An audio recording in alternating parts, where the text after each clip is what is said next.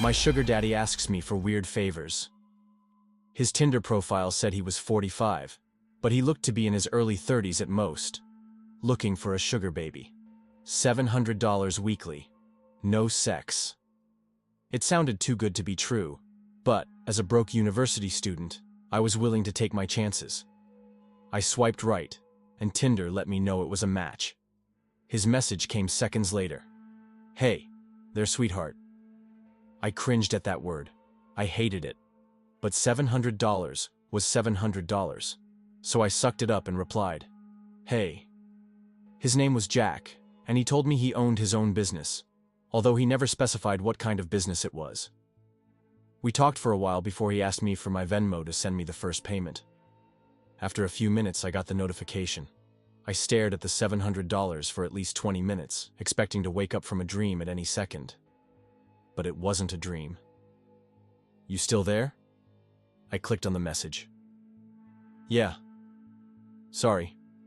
If you don't mind me asking, what are you looking for in return? I stared at the chat until he replied. I'm just looking for you to do a few favors for me. That sounded like it was going to be sexual to me. Like what? For example, the first thing I need you to do is pick up a delivery for me. That sounded innocent enough, but I was still expecting there to be some kind of twist. $700 to pick up a package? Come on, even I wasn't that naive. From the post office or something? Number, I'll send you the address, but I'd rather not do this through Tinder. You got Kik? Or you can give me your number. Kik? What was this? 2011? I decided to give him my number instead, and he texted me the address immediately, followed by the address to his house, where I would have to drop off the package. I'm not home right now, but there's a key on the bottom of the blue flower pot near the door. Go inside and put the package on the coffee table in the living room. Make sure that you lock the door when you go inside the house, and then lock it again when you leave. I grabbed my car keys and wallet and got into my car, putting the address into Google Maps. Got it, on my way. My phone buzzed as I backed out of my driveway. I'm serious. Lock the door both times. Please. I thought that was a little excessive, but I promised him that I would. The house looked abandoned. It had a broken chain-link fence around it, with a small door that was hanging onto dear life. It stuck out like a sore thumb, surrounded by houses that were a lot nicer than this one in comparison. You here for Jack's shit? I looked up to see a man standing in the open doorway of the house. He took up almost the entire space, his head skimming the top of the doorframe. He was huge, in height and muscles, and his entire torso was covered in tattoos. Yeah, I guess, I replied, not moving from my spot on the sidewalk. Stay right there, he said. I did. I actually don't think I would have moved if he had asked me to. I looked around and realized that there was no one else on this street. I was a 21-year-old woman alone in the street. I gripped my car keys. A few minutes later, the man came back out carrying a cardboard box. It was about the size of a shoebox, but stained and damp on some of the corners. Can you open your car? He asked. I opened the trunk, not wanting that inside on my car seats, and he set it in. All right, there you go, he said. Thanks, I replied. I walked around to the driver's side of the car and opened the door. Oh, and one more thing, he said. I looked at him. Watch out, he said. I didn't reply. I blasted my music as I drove to Jack's house, hoping it would drown out my anxiety. It didn't. I parked my car in the stone driveway and stayed inside the car, admiring the house. It was a huge house, with stone pillars on the front porch and the greenest grass I had ever seen in my life. I turned the car off and got out. I grabbed the package and walked to the front door, getting the key from where he said it would be. I opened the door and stepped in, closing it behind me. I thought about what he had said, about locking the door when I got inside. I thought that was a little overboard, but as I stared at the closed door, something made me reach out and lock it. I walked inside, my feet cushioned by the thick maroon carpet, and admired the inside of the house. All the furniture was wooden and looked incredibly expensive. I would probably finish school a dozen times with the money that it took to furnish this place. I set the package down on the coffee table, and as I walked back to the door, I heard a phone ringing from somewhere inside the house. I froze. In my pocket, my phone buzzed. I took it out to look. Don't answer any calls that aren't from Marvin. I put my phone back and followed the sound of the phone, poking my head into a few different rooms before I found it in an office. I walked over to the desk and looked at the caller ID. Incoming call from Jack. That was odd. I grabbed my phone to look at the message again. I was starting to get a little bit creeped out and decided I wouldn't answer, just to be safe, and left the house, remembering to lock the door as I left. I've done a few more favors for Jack since then. I drove a BMW to a random park in another city, only to get out and drive a different car back to Jack's house. He had me meet one of his employees at lunch, who then gave me a briefcase to deliver to the first house I had gone to, and told me he would know if I looked inside. On several occasions, he asked me to drive down to that same house and stay with the guy, whose name was Julio, for a certain amount of time. In total, I've made around $3,500. Most recently, Jack asked me to stay in his house overnight. I woke up to a text message from him. I need you to spend the night at my house. I hadn't ever seen him in person, but I had talked to him on the phone a few times. He proceeded to tell me he would pay me $1,000 to spend the night at his house, provided that I followed a few rules. I drove to his house that evening. The driveway was empty, and it normally was, but the porch light was on. I walked up, unlocked the door, went inside, and then locked it again. Everything in the house looked the same. Jack had told me over the phone that he would leave the list of rules on the dining room table. I set all my stuff down in the living room. My bags looked like garbage compared to the fancy furniture in there. I wandered into the kitchen and then to the dining room. Sure enough, there was a piece of paper on the wooden table, held down by an empty glass. Lock the door when you come in. Only answer calls from Marvin. Don't turn on any faucets between 9 p.m. and 11 p.m.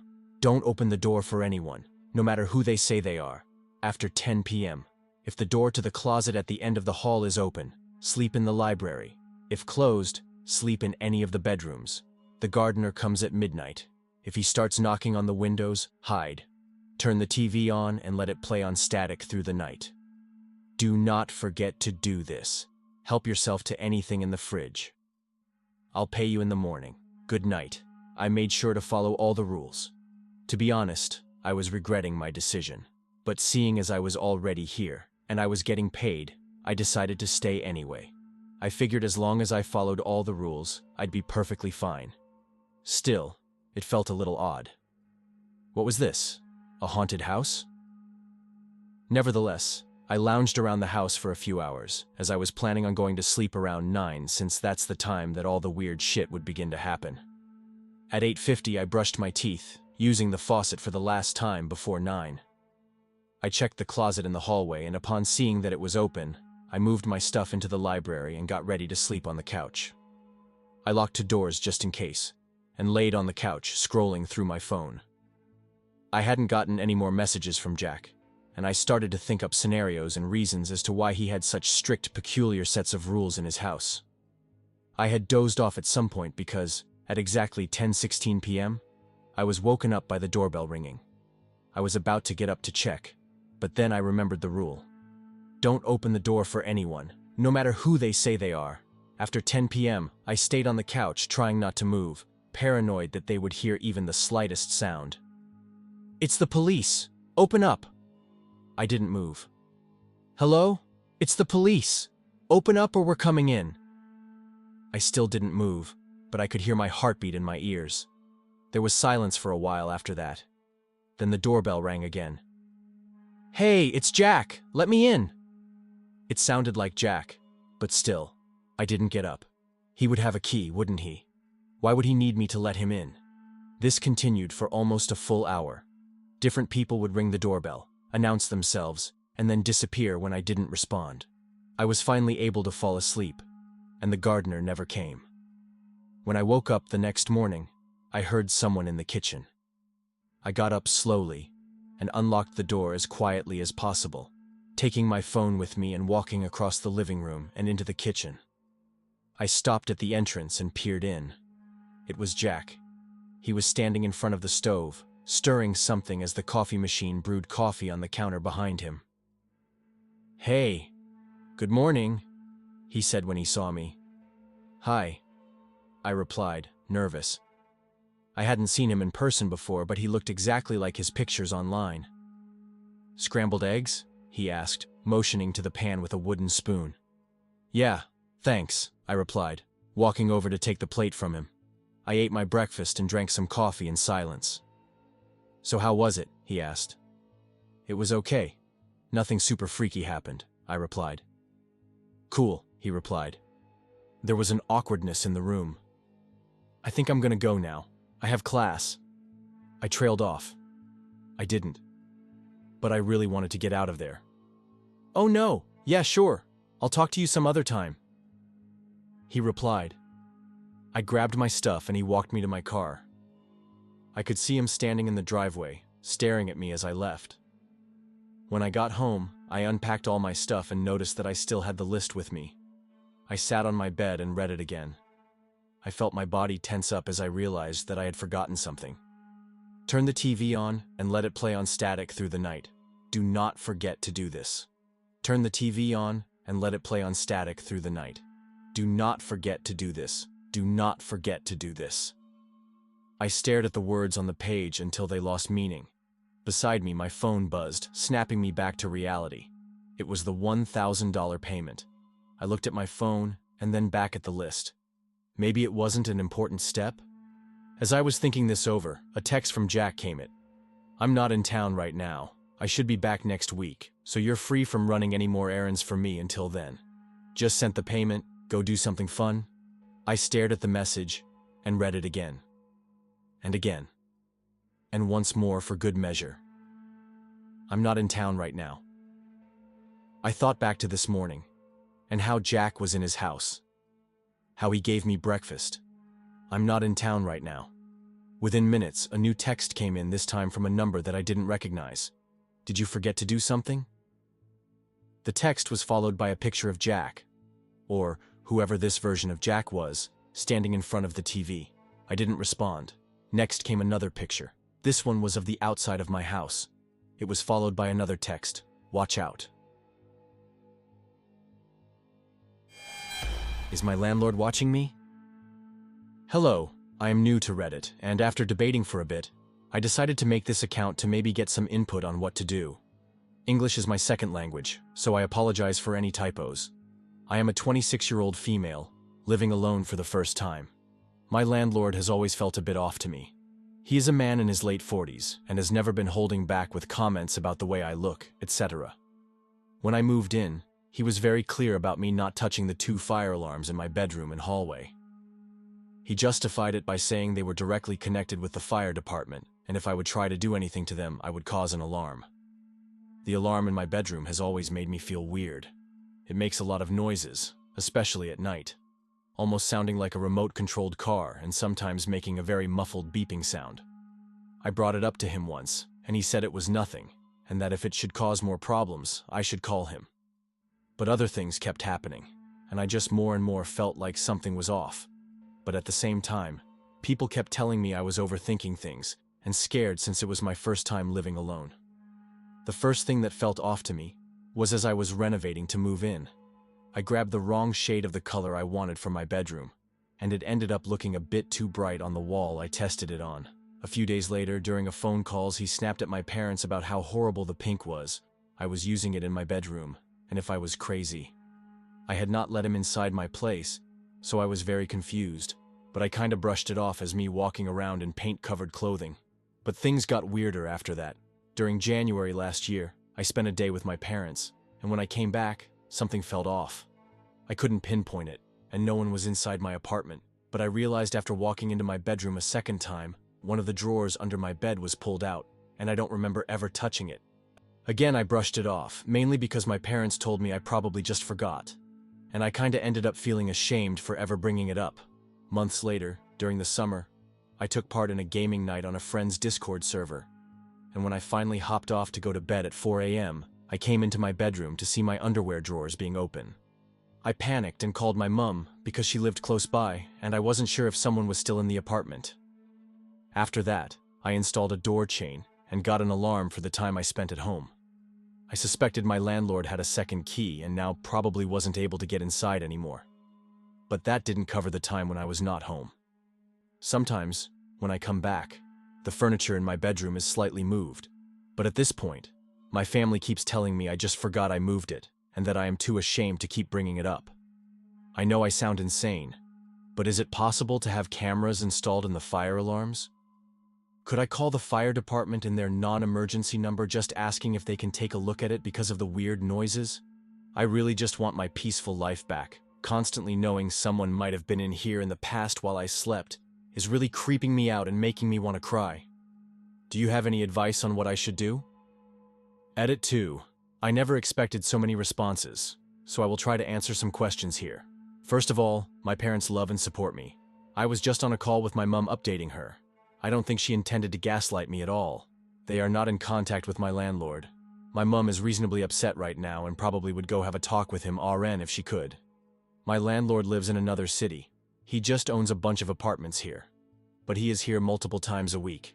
I live in Germany, so any US law stuff doesn't really apply. Sorry for not clarifying sooner. My plan of action RN is, I am gonna call the fire department tomorrow morning to have them come by. And I have a family friend come by on Monday to put in new locks. I want to check the alarms, but I'm not very tall and I don't have a letter here right now, so I cannot rip them off even though I would love to. Also, sorry if I'm not responding to all the DMs and private chat offers. This is a lot to take in. I promise I will keep you all updated. Thank you for all your kind words. Update March 17th. Good morning, and thank you to everyone giving their input and sending messages to me. This morning has been very stressful, so I apologize if I cannot get back to your DMS. I had a call with the fire department, and they told me the alarm is not connected to them in any way, shape, or form, and that it is extremely fishy that the one tinkered with is the bedroom one. I also completely forgot I do have a storage room that has an alarm that looks identical to the one in the hallway. They told me to ask my friends and family if anyone knows a bit about electricity and have them come by to take it off and take a look inside. They said it's very likely some kind of foul play happened here. Disregarding the camera problem, there is still a fire alarm someone just messed with and didn't fix. My mom's best friend is an electrician, and I will try to reach him today to ask if he can come by ASAP. Otherwise, I know he is going to be around on Monday, so I might have to wait a bit longer. Either way, I will keep you updated. Thank you so much for your support. Edit. A friend is going to stop by on Monday, so there will likely be no update until then. It was advised not to rip them off in case there is anything wrong with it. Should I feel unsafe at any point, I can crash at my parents' or my sister's. Edit. I just want to clarify for those who are confused why I don't just rip it off. It belongs to my landlord. If it's true what one of the posters said, and it is put up wrongly, my landlord can get in trouble for that. But so can I for ripping it off. I would have to pay both for a new smoke detector and a person to put it up, and I don't have the money to risk doing that. I'm okay. Nothing weird has happened since then, and I am pretty sure I will have more answers until then. The only other thing that I am already doing anyway was that a neighbor and I were talking, and while the topic of safety came up, she just said, "You should change your locks," without really knowing anything that happened to me here. Which, is not an odd thing to say, but is just very specific. Update 23rd of March. Sorry for not updating instantly. Today was very stressful, and as far as I know, BC of my mom's friend, my smoke detector is okay right now. But there is other stuff that came up. I don't know and can't say more about what is going on RN. I am not too well known about what I would be able to say, but I would rather not risk it since there is an ongoing police investigation. All in all, I have made choices to keep my safety insured for now. Sorry for not being able to give some of you the closure they might want to hear. Maybe one day, I might be able to share the full story of what happened. Until then, to all of you, thank you so much. You helped me gain the confidence to have things looked at and to make my safety my priority. I hope things are going to be good for all of you in these crazy times. Again, thank you. I wish you all the best. I logged into this Reddit by chance many years later and felt like I should finally give an update on this. To start this off, no, my landlord wasn't watching me. But this is how I found out that someone still did something with my fire alarms or tried to remove them without contacting the people who actually installed the alarms. I cannot say if it was my landlord, or possibly the person living there before me. I did mention a police investigation that ended up being connected to this. Since the entire thing is finally over, and I had some time to heal, I will add what happened that was in relation to this. My ex was stalking me, and tried breaking into my apartment one night during the time I was still actively updating the Reddit post. I was at home during that time and thankfully was able to scare him off after locking myself in the living room. This was added to an already ongoing investigation against him, so I wasn't able to update this anymore, since there was reason to suspect he might have gotten into my apartment at an earlier point while I wasn't home. I do not know if he was able to possibly get into my apartment while I wasn't home before the night where I was, or if it possibly was my landlord. But everything that happened led to me not feeling safe anymore, and with the lockdown and the ongoing investigation, my mental health broke down hard. My PTSD was running overtime, and I ended up having to admit myself to a clinic for a while in 2022. I worked a lot on myself and changed things in my life. I am no longer living alone, and I am in way better contact with my parents by now. I moved, and I feel much better by now. I am sorry it took so long to update. The police investigation ended up making it to court, and it took forever for things to be sorted out. After everything was over, I struggled very hard for a while, but with the help of my support system and therapy, I made it through that. The years were rough, but I thankfully am in a better place now. And yes, my ex did get punished for what he did. And all the fire alarms got fixed too. Again, sorry this took so long to update. I don't like thinking back to that time because it left a pretty deep scar. But I hope I can give some more context as to why I wasn't able to continue updating this.